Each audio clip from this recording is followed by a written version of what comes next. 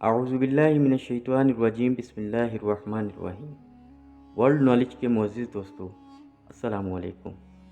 ناظرین کرام، اہل سرسار کی ایک قوم جسے قوم سبا بھی کہا جاتا ہے، اللہ تعالیٰ کی بے شمار نعمتوں کے اندر زندگی گزار رہی تھی۔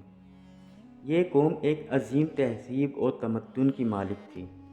حضرت داؤد علیہ السلام اور حضرت سلیمان علیہ السلام کی باعظمت حکومتوں کے بعد ان کی حکومت زبان زد حاص و عام تھی۔ کہا جاتا ہے کہ یہ لوگ گندم کے مغز سے آٹا پیس کر روٹیاں پکاتے تھے، لیکن اس کے برعکس وہ اس قدر اسراف کرنے والے اور ناشکرے تھے کہ انہی روٹیوں کے ساتھ بچوں کا پخانہ صاف کرتے تھے۔ بعد ازاں ان آلودہ روٹیوں کو اکٹھا کرنے سے ایک پہاڑ بن گیا تھا۔ پھر ایک صالح شخص نے وہاں سے گزرتے ہوئے ایک عورت کو دیکھا جو روٹی کے ساتھ بچے کے پخانے کے مقام کو صاف کر رہی تھی۔ اس شخص نے عورت سے کہا، تیرے اوپر افسوس، خدا سے ڈر، کہیں ایسا نہ ہو کہ خدا تیرے اوپر اپنا غضب ڈھائے اور تجھ سے اپنی نعمت چھین لے۔ اس عورت نے جواب میں مذاق اڑایا اور مغرورانہ انداز میں کہا، جاؤ جاؤ، گویا کہ مجھے بھوک سے ڈرا رہے ہو۔ جب تک سرسار جاری ہے مجھے بھوک سے کسی قسم کا کوئی خوف نہیں ہے۔ ناظرین کرام، کوئی زیادہ عرصہ نہیں گزرا کہ اللہ تعالیٰ نے ان لوگوں پر اپنا غضب ڈھایا۔ پانی جو کہ زندگی کی بنیاد ہے ان لوگوں سے چھین لیا، یہاں تک کہ قحط نازل ہوا۔ بات یہاں تک پہنچ گئی کہ ان کی ذخیرہ کی ہوئی تمام غذا ختم ہو گئی۔ آخرکار وہ مجبور ہو گئے کہ انہیں آلودہ روٹیوں پر ٹوٹ پڑے جو ان لوگوں نے اکٹھی کر کے پہاڑ کی مانند ڈھیر لگایا ہوا تھا، بلکہ وہاں سے روٹی لینے کے لیے صف لگتی تاکہ ہر کوئی وہاں سے اپنے حصے کی روٹی لے سکے۔ کفران، نعمت، قحط اور ان کی بدحالی کے بارے میں متعدد روایات موجود ہیں۔ سورہ نحل کی آیت نمبر 112 اور 113 میں یوں ارشاد ہوتا ہے، اور اللہ نے اس بستی کی بھی مثال بیان کی جو محفوظ اور مطمئن تھی۔ اس کا رزق ہر طرف سے باقاعدہ آ رہا تھا، لیکن اس بستی کے رہنے والوں نے اللہ کی نعمتوں کا انکار کیا تو خدا نے انہیں بھوک اور پیاس کا مزہ چکھایا، صرف ان کے ان اعمال کی بنا پر کہ جو وہ انجام دے رہے تھے۔ اور یقیناً ان کے پاس رسول آیا تو ان لوگوں نے ان کو جھٹلایا، تو پھر ان تک عذاب آ پہنچا کہ یہ سب ظلم کرنے والے تھے۔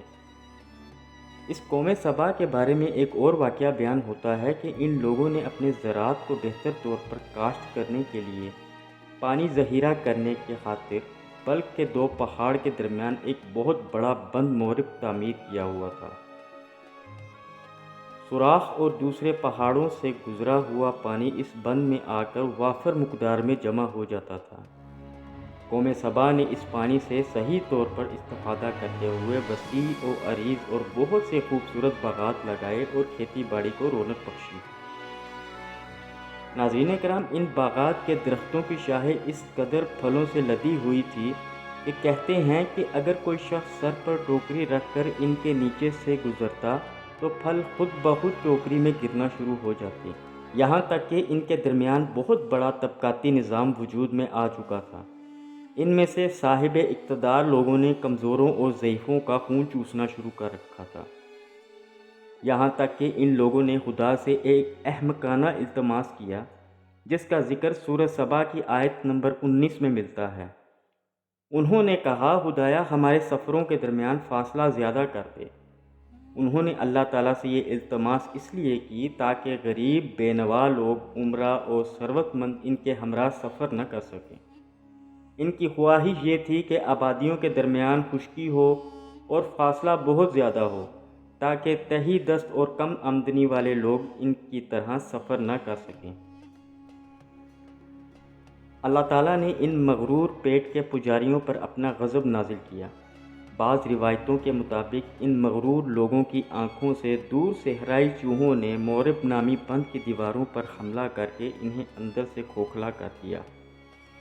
ادھر سے بارش زیادہ ہوئی جن کی وجہ سے سیلاب آ گیا اور اس بند میں پانی بہت زیادہ اکٹھا ہو گیا۔ اچانک بند کی دیواریں ٹوٹیں، اس سے ایک بہت بڑا سیلاب آیا جس میں تمام دیہات، آبادیاں، مال مویشی، باغات، کھیتیاں، ان کے محل اور گھر پانی میں غرق ہو کر نابود ہو گئے۔ ان کے باغات اور زراعت میں صرف بیری کے درخت اور کچھ جھاڑیاں بچی تھیں۔ خوشالخان پرندے وہاں سے کوچ کر گئے تھے، جبکہ الوؤں اور کووں نے قوم سبا کے کھنڈرات میں اپنے گھونسلے بنا لیے تھے۔ اس بات کا ذکر سورہ سبا کی آیت نمبر 15-16 میں ملتا ہے، اور آخر میں سورہ سبا کی آیت نمبر 17 میں قرآن کریم میں اس واقعہ کا یوں نتیجہ نکالا ہے: یہ ہم نے ان کی ناشکری کی سزا دی ہے اور ہم ناشکروں کے علاوہ کسی کو سزا نہیں دیتے۔ ناظرین کرام، قوم سبا کی یہ ہلاکت و بربادی ان کی سرکشی اور خدا کی نعمتوں کی ناشکری کے سبب ہوئی۔ ان کی بدعمالیوں اور خدا کے نبیوں کے ساتھ بے ادبیاں اور گستاخیاں جب بہت بڑھ گئیں تو خدا بندے قہار و جبار کا قہر و غضب عذاب بن کر سیلاب کی صورت میں آ گیا اور ان کو تباہ و برباد کر گیا۔ سچ ہے کہ نیکی کا اثر آبادی اور بدی کا اثر بربادی ہے، لہٰذا ہر نعمت پانے والی قوم کو لازم ہے کہ خدا کی نعمتوں کا شکر ادا کرے اور سرکشی اور گناہ سے ہمیشہ کنارہ کشی اختیار کرے، ورنہ خطرہ ہے کہ عذاب الہی نہ اتر پڑے، کیونکہ جو قوم سرکشی اور بدعمالیوں کو اپنا طریقہ کار بنا لیتی ہے، اس کا لازمی اثر یہی ہوتا ہے کہ وہ قوم عذاب الہی کی مار سے برباد اور اس کی آبادیاں تہس نہس ہو کر ویرانہ بن جاتی ہیں۔ اللہ تعالی ہمیں اور آپ کو شکر کرنے کی توفیق عطا فرمائے، آمین۔